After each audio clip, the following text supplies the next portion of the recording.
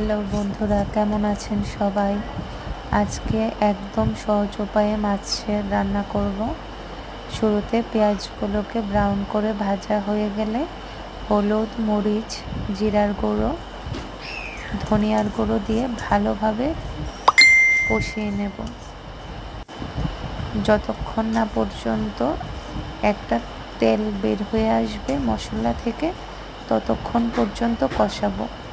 দেখেন কত সুন্দর হয়েছে, অনেক ঝাল ঝাল হয়েছে। তবে বন্ধুরা, এখন হচ্ছে বিশেষত্ব। আমি আমার জীবনে হয়তো এই প্রথম মাছ না ভেজে রান্না করছি।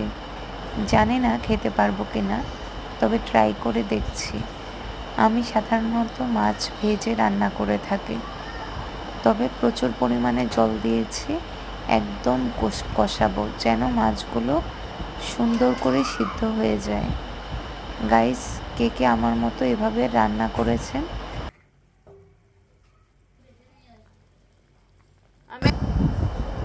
জানি না খেতে পারবো কিনা, তবে আশা করি খাওয়ার মতো হবে।